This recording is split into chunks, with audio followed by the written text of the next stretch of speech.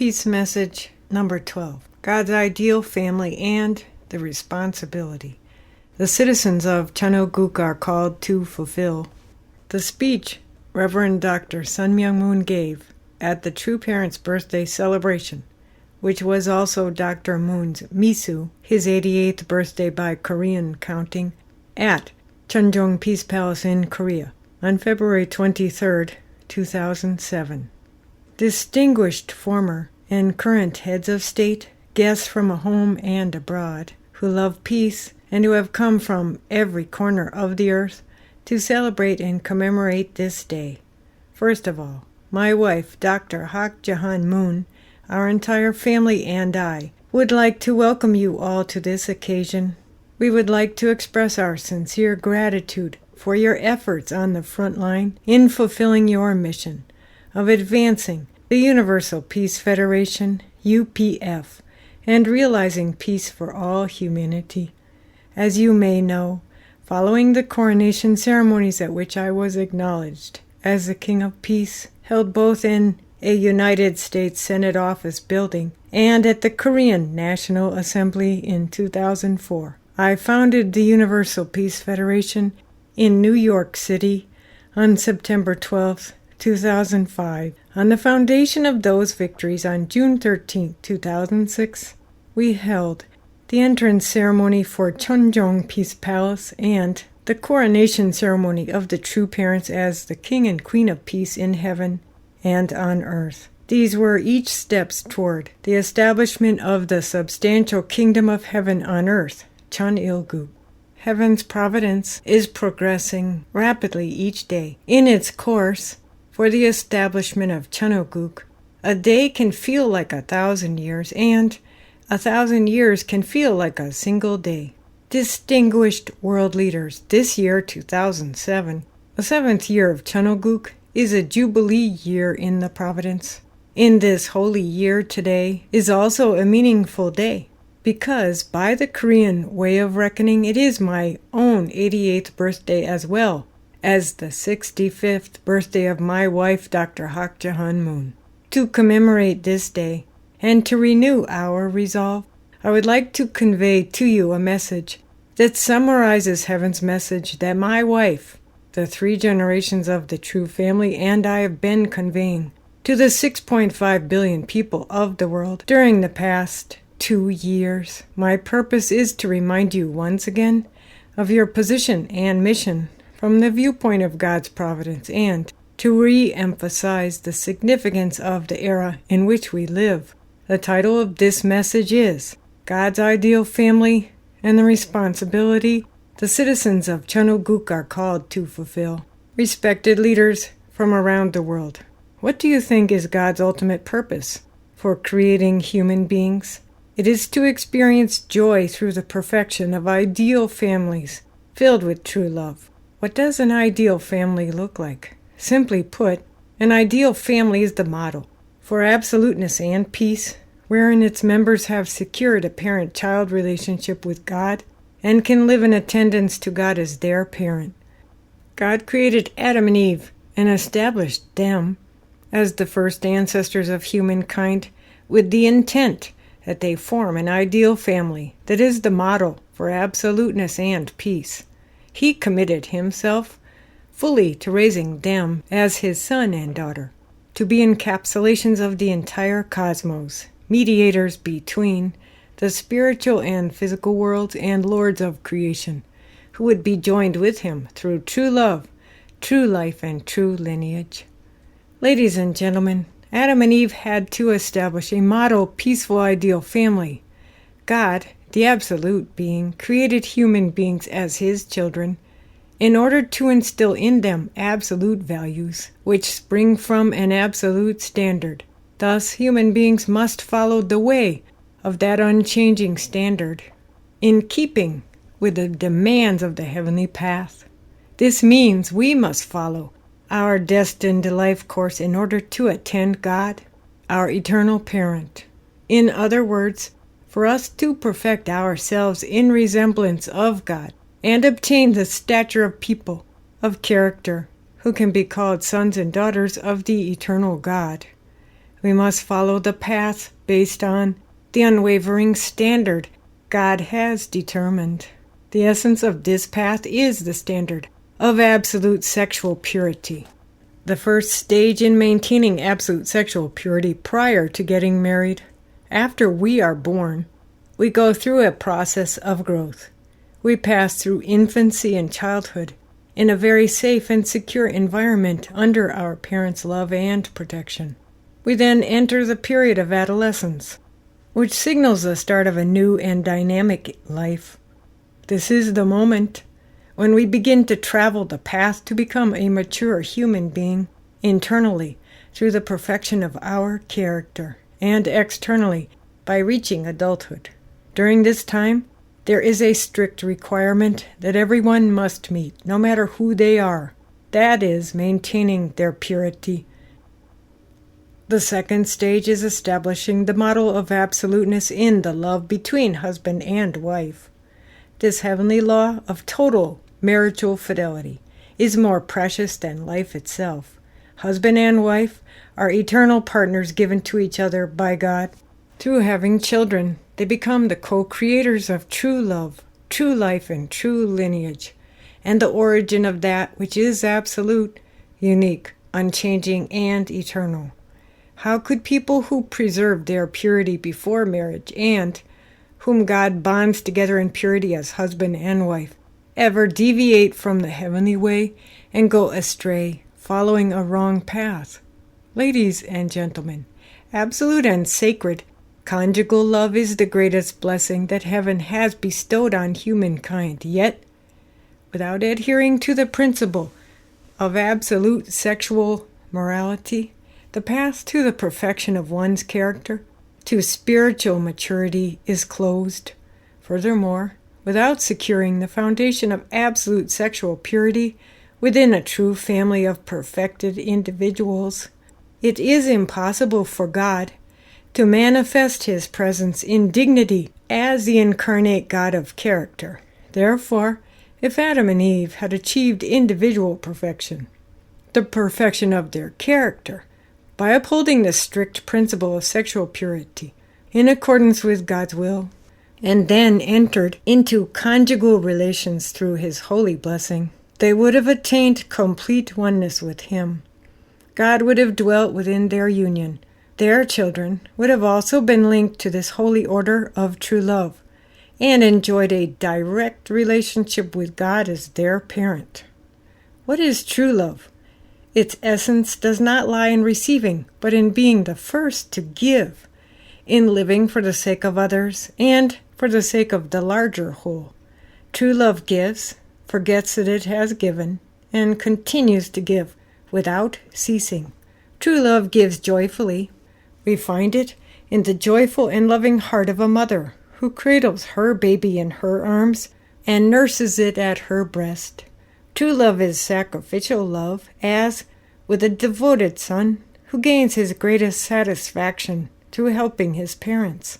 When we are bound together in true love, we can be together forever, continually rejoicing in each other's company.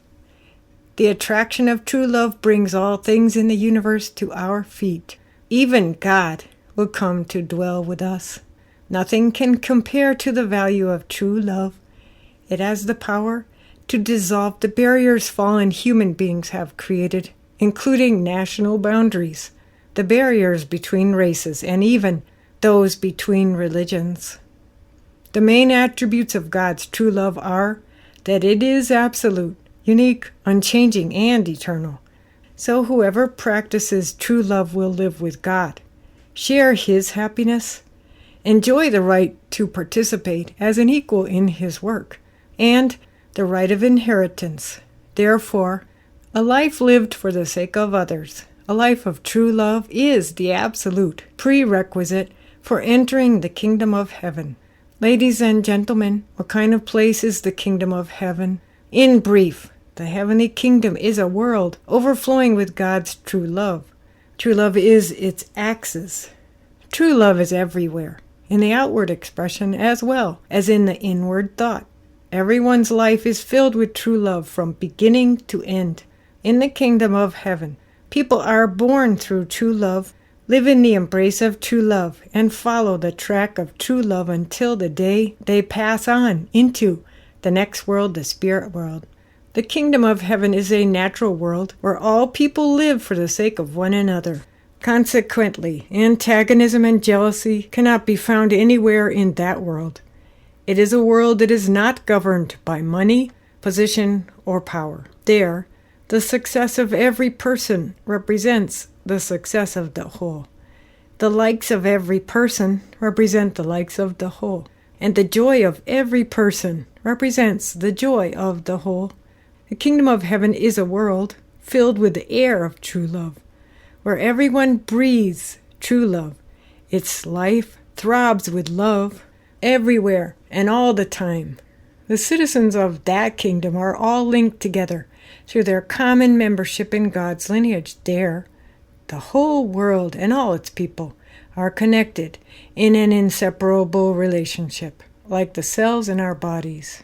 True love, the love that is God's essence, is heaven's only governing power. Accordingly, God also exists for true love. Do you know what has pained God's heart most, causing him the greatest grief over the long history since the fall of Adam and Eve? God lost his lineage, and with that, God lost the basis of human brotherhood and even his ownership over the creation. God's lineage is more precious than life itself, yet this was lost. Without it, the fruits of true life and true love never matured. Ladies and gentlemen, lineage is more important than life and more precious than love. Life and love come together to create lineage. Lineage cannot be established if either life or love is missing. Therefore, among the three, love, life, and lineage, lineage is the fruit. God's lineage contains a seed of true love. God's lineage provides the context and environment for a true life. Hence, for us to become the ideal people envisioned by God, that is, people of ideal character, and to create ideal families, we first need to be linked to his lineage. To take it a step further, only when we are linked to God's lineage is it possible to create God's homeland, the ideal nation. Please inscribe the importance of lineage in your hearts. I cannot emphasize this enough. This is because the parent-child relationship is the highest and most important of all relationships, and the model lineal relationship between parent and child is the only way through which God's lineage can be bequeathed and made to last forever. You must be clear on this point. Distinguished ladies and gentlemen, our bondage to the lineage of Satan has caused so much suffering throughout history. Let us now boldly step forward to sever it and be grafted onto the root of the lineage of the true parents. Why should we foolishly continue to live and die as wild olive trees? Where can we find the path to escape this vicious cycle? It is through the holy blessing. The holy blessing ceremony offers the grace of being grafted onto the true olive tree. It was instituted by the true parents, who bring God's true lineage to humankind. Without changing your lineage, you cannot change your seed. The best way to restore people to the position of children of God, through changing their lineage, is through the cross-cultural marriage blessing. These marriages contribute to the great task of transcending the barriers of race, culture, nationality, ethnicity, and religion, and to creating one family of humankind. It is a revolutionary occasion, creating the heavenly lineage on a completely new level, transcending the obstacles of race, culture, nationality, and religion. It is an act that severs all links of enmity. It is the sacred rite of the change of lineage through which everyone can be recreated through the true parents. They are the King and Queen of Peace, the manifestations of God in substance, who enables him to exercise his providence in the present world. The path is open wide for all people to change their lineage through the holy wine ceremony that the true parents have instituted. The holy blessing is yours, that you may establish true families. The responsibility you are called to fulfill is to teach others, without fail, that the perfection of a life of absolute sexual morality through the cross-cultural marriage blessing is the ultimate means and method to establish a peaceful ideal world here on earth. Ladies and gentlemen, the family sets the pattern for living together. The warm environment of oneness based on love and respect between parents and children, mutual fidelity and love between husband and wife, trust and mutual reliance among siblings is the manifestation of the motto, ideal family of peace. This means that you need to establish a true family wherein the stem of true love emerges from the root of true love and bears the fruit of true love. In this manner, the 3 generations of grandparents, parents, and children should live together as one family and serve the eternal God. God desires to see such families, and it is your responsibility as tribal messiahs and ambassadors for peace to strive for and establish them, families of Cheon, the kingdom of God. Ladies and gentlemen, you should form families that God will miss and yearn to return to after he has been away. He should feel comfortable to visit your home like any parent coming to visit his or her children. This is what it means to live in service to God. Within such a family, God is the vertical subject over your conscience, and your conscience is the vertical subject over your body. Thus, unity with God brings your mind and body into harmony. Family members who have established that vertical axis can perfect the 4 realms of love and heart: parental love, conjugal love, children's love, and siblings' love. That family links all directions, up and down, front and rear, right and left. They revolve around each other in everlasting spherical motion. This is the eternal God's model, ideal family, which expands to ideal model nations and a peaceful ideal kingdom. This means we need a movement to realize a society of interdependence, mutual prosperity, and universally shared values. We need to make humanity one great family by breaking down the walls in our hearts and eliminating even the boundaries between nations. This movement begins from each family. If only the entire world were filled with such true families, it would be an orderly world where people governed themselves by the heavenly way and heavenly laws, with no need for lawyers, prosecutors, or even judges. Who would be most fully aware of your good and bad deeds? It would be your grandparents, your parents, your spouse, and your children. Is there anything that cannot be resolved within the family? When parents and children, husband and wife, and older and younger siblings set an example of living for the sake of one another, how could they do anything unforgivable? What reason would they have to commit crimes? A world governed by the heavenly way and the heavenly laws is a natural world, an unobstructed world of truth and pure reason. It is a world at the high noon of absolute values, without any dark shadows. Therefore, each of us should bear in mind that it is our providential calling to establish a true family. This is the way we can expedite the establishment of the universal peace kingdom on earth. Viewing the structure of a human being from another angle, we can perceive that God created us as entities with dual characteristics. He created our physical bodies as miniatures of the corporeal, tangible world, and our spiritual bodies as representatives of and lords of the incorporeal world. Accordingly, it is intended that we live for 100 years or so in the physical world, and then pass on naturally and automatically into the incorporeal spirit world once the physical body ceases to function. In this way, though it cannot be perceived by the eyes in our physical bodies, the spirit world is the automatic and inevitable extension of our lives on earth humankind's eternal original homeland created by God. The spirit world does actually exist. It is not a world that has been fantasized or imagined into existence. We do not have the right of choice concerning it. It is not a world we can go to if we please, or refuse to go to if we would rather not. Just as God is eternal and unchanging, the spirit world He created is also eternal and unchanging. In like manner, to our living in the physical world in our physical bodies, and forming all sorts of relationships with the existing world, even in the spiritual world, we are destined to go on living in our spiritual bodies, and to form and maintain close relationships with all phenomena of the spirit world.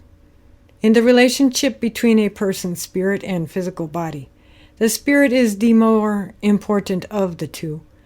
The physical body lasts for about 100 years before it ceases to function.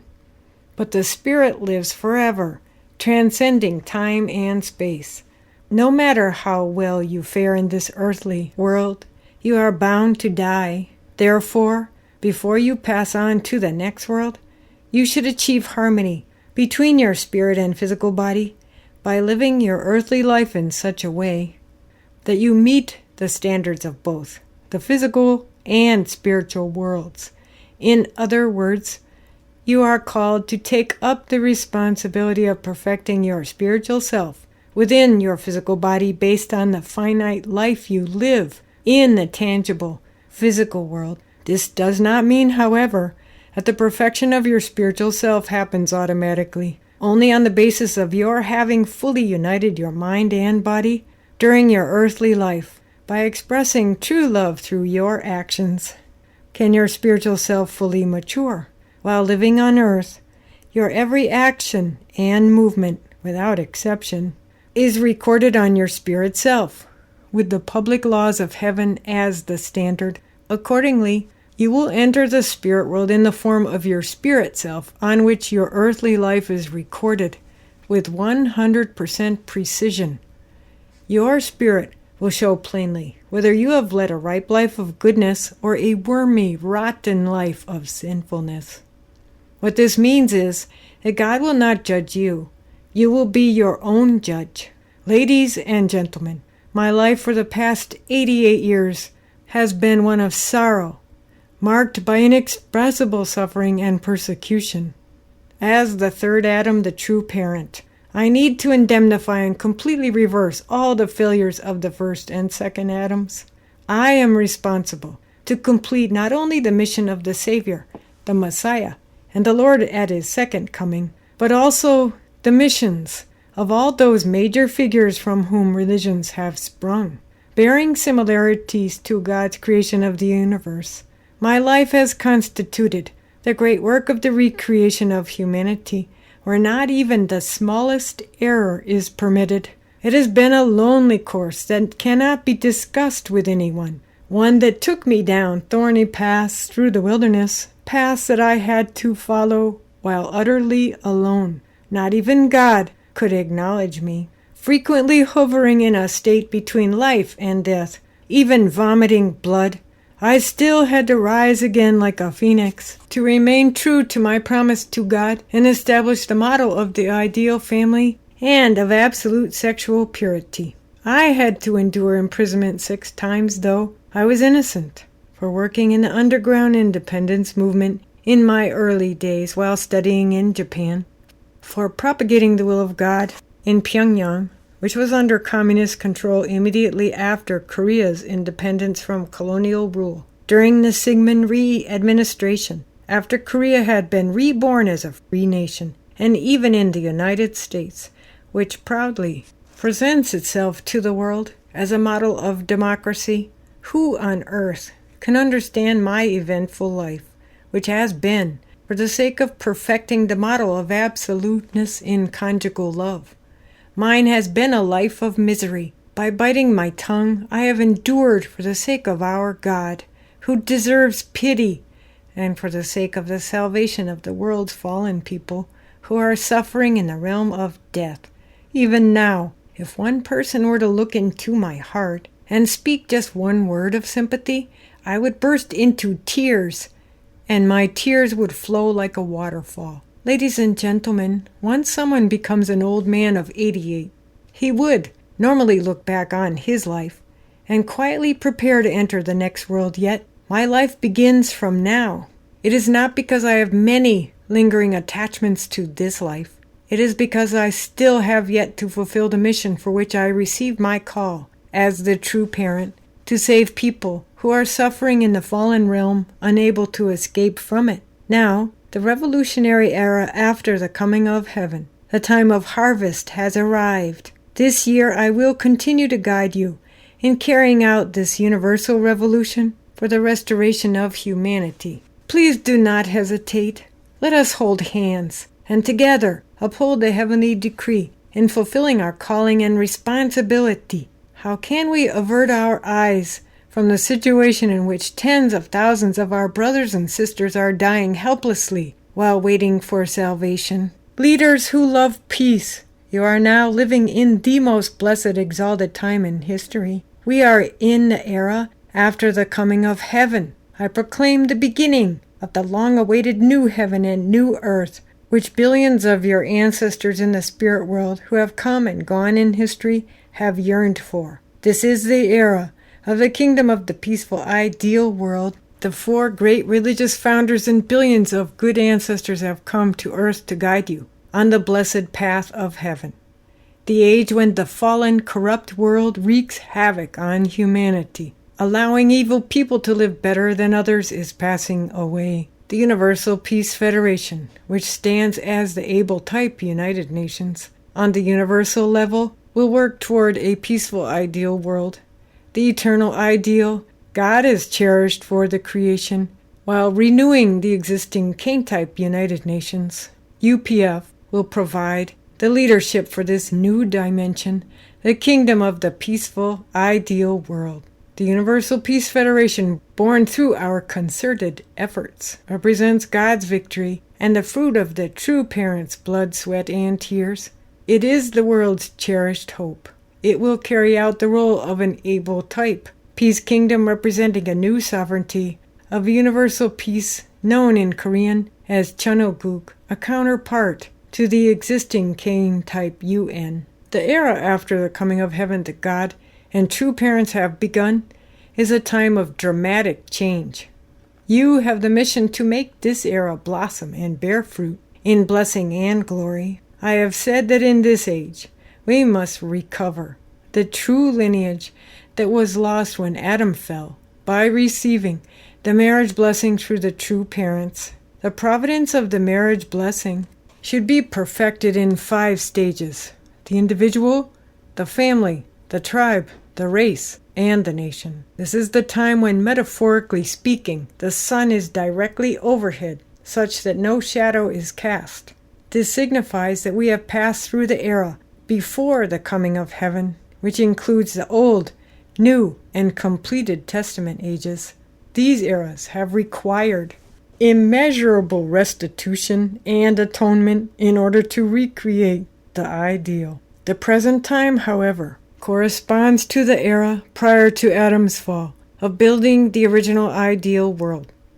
It refers to the era of true love that is all-encompassing, all-powerful, and has overall authority. It is the realm of heart in which the spiritual and physical worlds are bound together as a unified realm with true parents, the king and queen of peace, at the center. In other words, it is the time of the kingdom of peace and unity in heaven and on earth.